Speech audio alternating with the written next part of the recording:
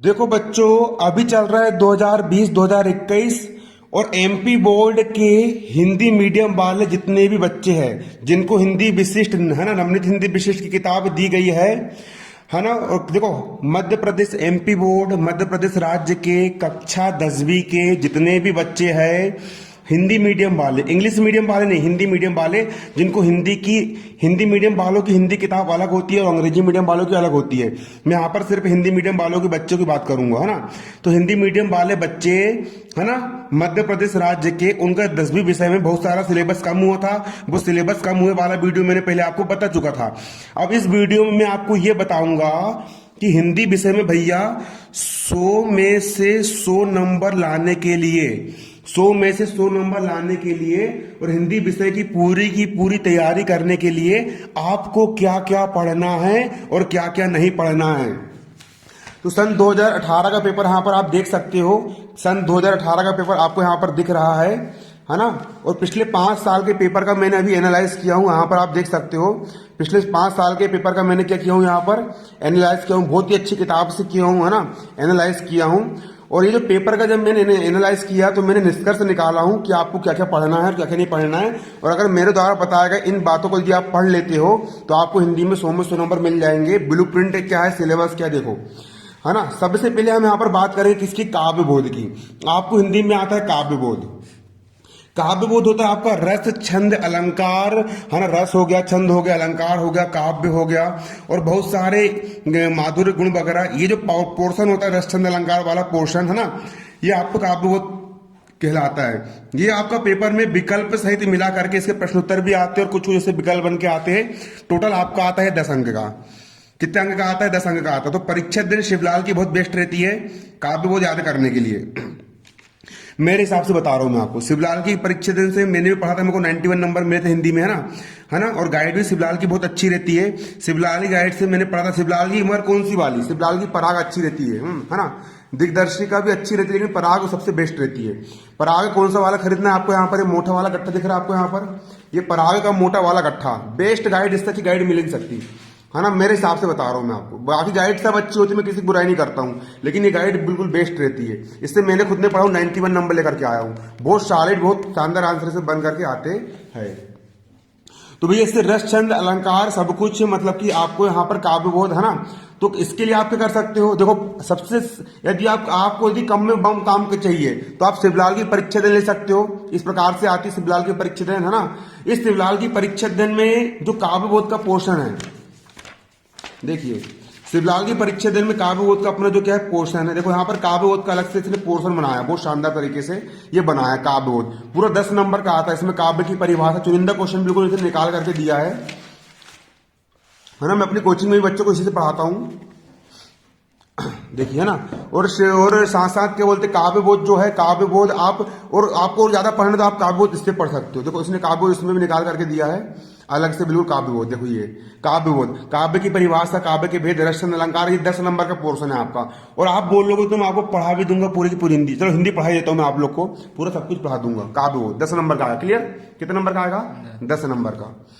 अगला होता है आपका भाषा बोध। अगला क्या होता है आपका? भाषा बोध, संधि समास आदि, ये भी आपका 10 नंबर का आएगा। ऑब्जेक्टिव मिलाकर 10 नंबर का आएगा।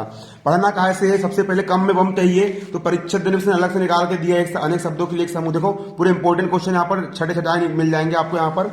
इसके बाद साथ साथ यहाँ पर आपका ये भाषा बोध, बिल्कुल संधि समास सब कुछ इसने निकाल करके दिया है, बिल्कुल बना बनाया मटेरियल इसने दिया, बिल्कुल संधि समास सब कुछ। ठीक है, यदि आपको और ज्यादा पढ़ना है तो मैं आपको और एक्स्ट्रा पढ़ा दूंगा, है ना। वैसे गाइड दिखाना नहीं चाहिए लेकिन वो दिखा दे रहा हूं मैं आप लोग को। देखो मैं किसी, है ना, क्योंकि आप लोग पढ़ पाओ और मैं आपको बेस्ट चीज बताऊंगा, है ना। इसमें भाषा बोलते हुए अलग से इसने मटेरियल निकाल करके दिया है, इससे भी आप पढ़ सकते हो। और भैया जिसके पास गाइड नहीं है, तो गरीब बच्चे जो है ना, खरीदने चाह रहे हैं, आप क्या करो भैया, आपके पास जो स्कूल से किताब मिली होगी आपको हिंदी की, वो किताब में जितने भी पोयम वाले पाठ, जो पद के पाठ है, पद के पाठ के पीछे आपको वहां पर क्या दिया है, पद के पाठ के पीछे आपको वहां पर काव्य बोध मिल जाएगा। और कहानी वाले पाठ के पीछे आपको संधि समाज वाले कुछ कुछ पोर्शन मिल जाएंगे। उसके बाहर को तो आते नहीं है। सबसे बेस्ट तो आप हिंदी किताब से पढ़ सकते हो। ठीक, इसके बाद आपको कवि परिचय आता है। कवि परिचय कहां से आता है? आपकी जो हिंदी है वो 3 भागों में डिवाइड है, मैंने पिछले वीडियो में आपको बताया था, है ना। तो आपके जो पोयम वाले पार्ट है, भक्ति धारा हो गया, स्तुति खंड हो गया, कविता बली हो गया, है ना, इसके बहुत सारे चैप्टर कट भी हुए। आला पार्ट नहीं पढ़ना है, आला पार्ट नहीं पढ़ना है ना, इसका वीडियो मैंने पहले बना चुका हूं कि कौन कौन से पार्ट पढ़ना है, कौन कौन से पार्ट है नहीं पढ़ना है। तो भैया आपका जो यहाँ पर भक्ति धारा जो पोयम वाले जो पार्ट है, ये पोयम कौन लिखता है? कवि लिखता है। कवि लोग जो होते हैं वो पोयम लिखते हैं, पदखंड लिखते हैं, और जो लेखक लोग होते हैं, जो कहानी वाले होते हैं, वो क्या लिखते हैं? गद्य लिखते हैं। तो आपको लेखक परिचय भी आएगा, जो कन्हैयालाल मिश्र जी का जीवन परिचय बोल देंगे, जीवन में क्या क्या उखाड़े वो बताओ हमको। रामबख्श बेनीपुरी का जाएगा आपको, है ना, 4 नंबर में आएगा। तो कितने नंबर में आएगा? 4 नंबर में आएगा। मेरे पास एक मटेरियल है, वो आपको सिर्फ एक का लेखक परिचय याद करना है, और पेपर में अगर बन करके आता है उसको आपको सब में फिट कर देना है। सिर्फ आपको एक लेखक परिचय याद करना है, बाकी पूरे सब में फिट कर देना है। कवि परिचय भी ऐसे ही रहेगा, जो कवि परिचय आएगा तुम्हारा उसको भी एक का कवि परिचय याद करना है, उसको सब में बंद कर देंगे, उसको अपन फिट कर देंगे, सब में फिट कर देंगे, है ना। वो बनाया मैंने बहुत दिमाग लगा के बनाया हूं उसको। तो कवि परिचय कितने नंबर का आएगा तुम्हारे यहाँ पर? 4 नंबर का है। क्वेश्चन किस प्रकार से बन के आता है कवि परिचय का? क्वेश्चन भी दिखाया तो यहाँ पर देखो, क्वेश्चन इस प्रकार से बन के आता है। नागार्जुन अथवा सुभद्रा कुमारी चौहान, ये कवि है, का साहित्यिक परिचय निम्न बिंदु के आधार पर दीजिए। 2 रचना लिखने को बोलेगा वो, किसकी? नागार्जुन की 2 रचना लिखो, या सुभद्रा कुमारी चौहान की 2 रचना लिखो। दोनों में इसको एक करना पड़ता है, ऑप्शन दिए रहते हैं।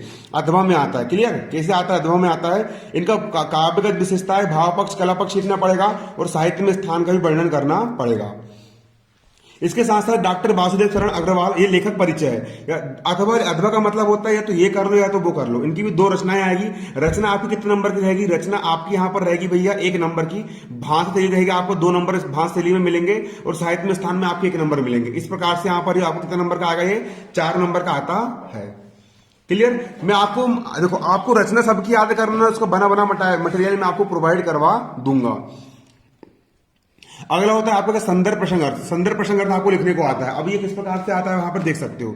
देखिए यहां पर आपको इस प्रकार से संदर्भ प्रसंग अर्थ लिखने के लिए आता है। आपको अपने किताब के जो पोयम वाले पार्ट है ना, उससे 2 पद ले देंगे, और दोनों में इसको एक करना पड़ेगा। और इसके क्या लिखना है? संदर्भ लिखना है। प्रस्तुत पद्यांश हमारी पाठ्य पुस्तक फलाना फक्कड़ से लिया गया है। प्रसंग लिखना है, और उसकी आपको व्याख्या करना है। या तो ये वाला कर लो या फिर ये वाला कर लो।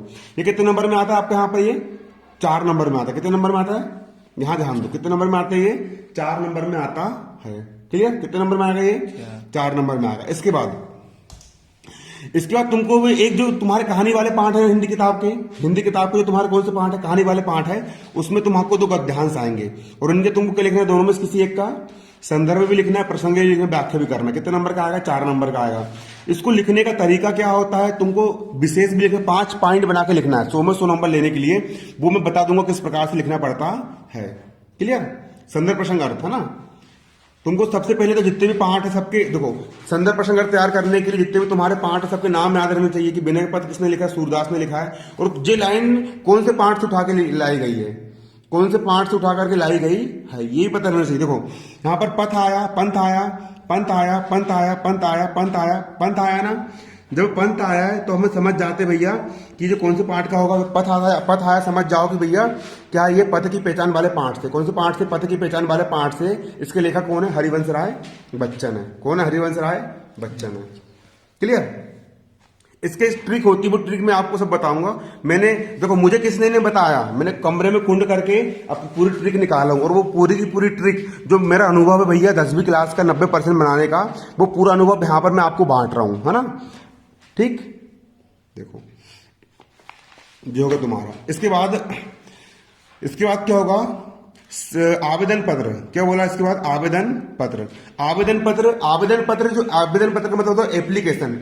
इस प्रकार से आती है।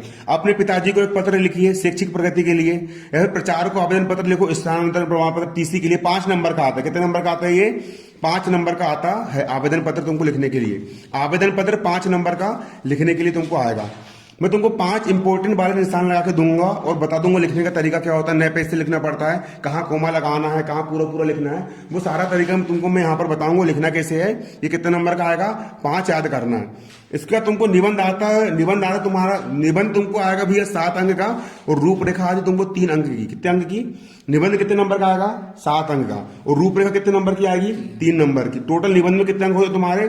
10 अंक। 5 निबंध पढ़ना है तुमको, इंपॉर्टेंट वाले। और गाइड में जो दिए वो तो करने, अलग से कोटेशन निकाल के दूंगा। निबंध में अच्छे 10 में 10 नंबर आना चाहिए। हिंदी सब याद करके जाते हैं, वार्षिक परीक्षा में सब सही लिख करके आते हैं। एक बच्चा लेता है 70 नंबर, एक बच्चा लेता है 99 नंबर। जो 99 नंबर ले रहा है उसने कुछ हट के तैयारी किया होता है, और 70 नंबर वाले ने अलग तैयारी किया होता है। करके दोनों 100 में 100 करके आते हैं। एक को मिलते 99, एक को मिलते 70। 99 नंबर लाने के लिए तुमको लिखने का तरीका सुधारना पड़ेगा कि क्या लिख करके आना है, वो पता रहना चाहिए। क्लियर है ना? इसको मैंने खुद दिमाग लगा के बनाया हूं। तुमको आता में राता मिल रहा है ना, इसलिए इसको कर लो। तुम दिमाग लगाते 10 दिन लग जाते ढूंढने में, कितना आ रहा कितना नहीं आ रहा है, 1 महीने भी लग जाता है ना। वैसे स्कूल चल नहीं रहा है, स्कूल तुमको स्कूल का मास्टर भी नहीं बताने वाला कोई वाली बात, और कोचिंग का कोई मास्टर भी नहीं बताने वाला। यहाँ पर तुमको मैं बता रहा हूं, मगर पूरा एक रणनीति समझ में आ रहा है जो होता है। इसके बाद जो तुम्हारे पोयम वाले पाठ है ना, पोयम वाले मतलब ये पद वाले, भक्ति धारा, विनय धारा, जो भक्ति धारा होते हैं, जो वाले पाठ होते हैं ना, इसमें से आपको जितने पाठ नहीं पढ़ना, उसके मैंने पिछले वीडियो बना चुका हूं। ये वाला नहीं पढ़ना, ये नहीं पढ़ना, ये नहीं पढ़ना, क्योंकि सिलेबस कम हो चुका तुम्हारा, है ना, सिलेबस घट गया। तो जो पाठ, लेकिन जो पाठ पढ़ना है उसमें हमको प्रश्न उत्तर आएंगे।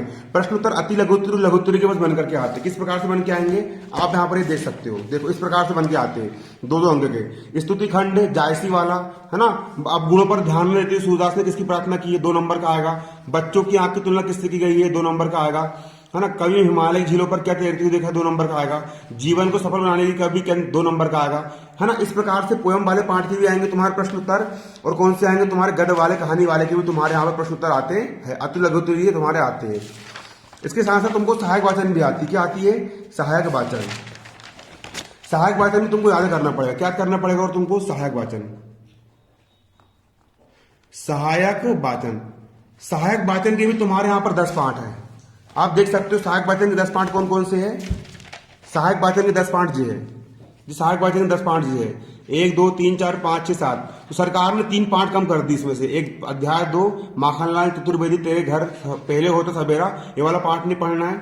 चौथा नहीं पढ़ना है, 9वां नहीं पढ़ना है। सरकार ने कोरोना वाच चक्कर में कम कर दी। सहायक वाचन कितने पाठ याद करना है? 1, 2, 3, 4, 5, 6, 6 पाठ याद करना है, तब जाकर के तुमको 10 नंबर मिलेंगे। 10 नंबर की आती सहायक वाचन, है ना। हाँ 7 पाठ याद करोगे कितने नंबर मिल जाएंगे?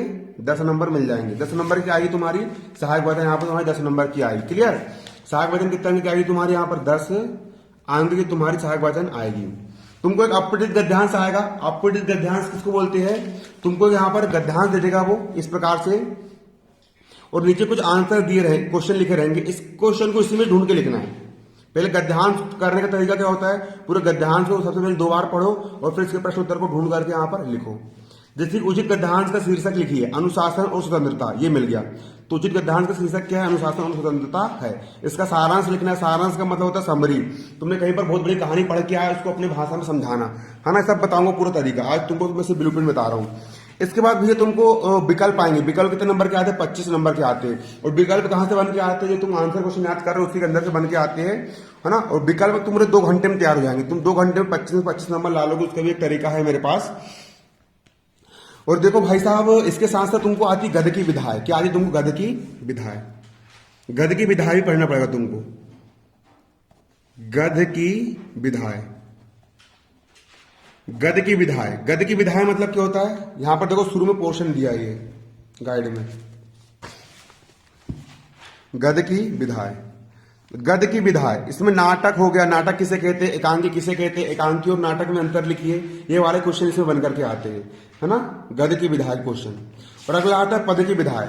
आदि काल किसे कहते हैं? वीरगाथा काल किसे कहते हैं? इस टाइप क्वेश्चन इससे बन करके आते हैं, है ना। प्रमुख रीति काल के 4 कवियों के नाम लिखो, इसके नाम लिखो, उसके नाम लिखो, ये आते हैं। देखो बच्चों, आप लोग साल भर किसमें मेहनत कर रहे हो? आप साल भर गणित की कोचिंग जा रहे हो, आप साल भर गणित पढ़ रहे हो, और गणित में तब जाकर के आपको कितने नंबर आते हैं? तब जाकर के आपको गणित में कितने नंबर आते हैं? 100 में 100 नंबर, 100 में 100 नंबर आपके आ पाते कोचिंग जाने के बाद। लेकिन हिंदी विषय में, हिंदी जितनी वैल्यू गणित के 100 नंबर की है ना परसेंटेज बनाने में, उसी प्रकार परसेंटेज बनाने में हिंदी के भी 100 नंबर की उतनी ही वैल्यू होती है। और हिंदी यदि आप ज्यादा नहीं दिया, आपने हिंदी 7 दिन में पढ़ ली ढंग से, अगर आपने 7 दिन भी हिंदी ढंग से पढ़ लिए, है ना, तो आप आराम से हिंदी में 100 में 100 ला सकते हो। मतलब सरल विषय है और अच्छे से तैयार कर लिए 100 में 100 नंबर जाएंगे। और यदि आप गणित अच्छा नहीं कर पा रहे हो, गणित में अगर आपके 70 नंबर भी आते हैं, लेकिन अगर आप हिंदी में 100 में 100 ला ले गए हो, तो आपकी जो गणित कमजोर है ना, गणित के नंबर कौन कवर कर देगा? हिंदी कवर कर देगा। आपसे अंग्रेजी नहीं बन पा रही, आपके अंग्रेजी में कम नंबर आ रहा है, आपके अंग्रेजी में 100 में से 60 नंबर आ रहा है, 40 नंबर आपके अंग्रेजी में छूट रहा है, तो आप हिंदी याद कर लो। हिंदी में आप 100 में 100 ला लो ना, तो ये इधर के जो नंबर कम हुए वो पर्सन कौन कवर कर देगा? तुम्हारा हिंदी कवर कर देगा। इसलिए हिंदी पढ़ना बहुत जरूरी है। कई सारे बच्चे लोग को देखा मैंने, मेरे दोस्त लोग को देखा भाई, गणित में 90 से ऊपर, विज्ञान में 90 से ऊपर, अंग्रेजी में 90 से ऊपर, और हिंदी में कितने नंबर लेकर के आ गए? 60 नंबर लेकर के आ गए। हिंदी से पर्सन मिट गया, है ना, ऐसा होता है। हिंदी में मेरे 91 नंबर थे, खराब राइटिंग होने के बाद भी। अभी तो राइटिंग काफी सुधर गई मेरी, है ना, इस प्रकार से ऐसी बात है। तो ये तुम्हारा पूरा रोड मैप हो गया है। अब हिंदी की तुम्हारी, सबसे पहले मैं हिंदी खत्म करूंगा, और जब हिंदी पूरी पढ़ा कर खत्म हो जाएगी फिर दूसरे विषय में जाऊंगा, है ना। तो डेली क्लास लगाना हिंदी की। हिंदी की क्लास का टाइम क्या है तुम्हारा? हिंदी की क्लास का टाइम तुम्हारा क्या रहेगा? तुमको मैं वीडियो डालूंगा, और वीडियो तुमको डालेंगे भैया, हिंदी डेली वीडियो डालेंगे, तुम देख लेना कब डल रहा है कब नहीं डल रहा है, और तुमको टाइमिंग में सेट कर दूंगा कितने बजे तुमको डेली मिलेंगे, है ना। तो हिंदी क्लास अब डेली चालू होगी। सबसे पहले मैं तुमको काव्य बोध पढ़ाऊंगा, रस छंद अलंकार पूरा पढ़ाऊंगा, उसके बाद फिर तुमको संधि समास पढ़ाऊंगा, फिर कवि परिचय तुमको लिखवाऊंगा, लिखना भी पड़ेगा, है ना, ठीक। और लेखक परिचय तुमको लिखवाऊंगा मैं, गाइड से नहीं, लिखवाऊंगा तुमको यहाँ पर मैं, वो तो लिखना है तुमको, है ना। इस प्रकार से पूरी तैयारी चलेगी। धन्यवाद, जय हिंद, जय भारत।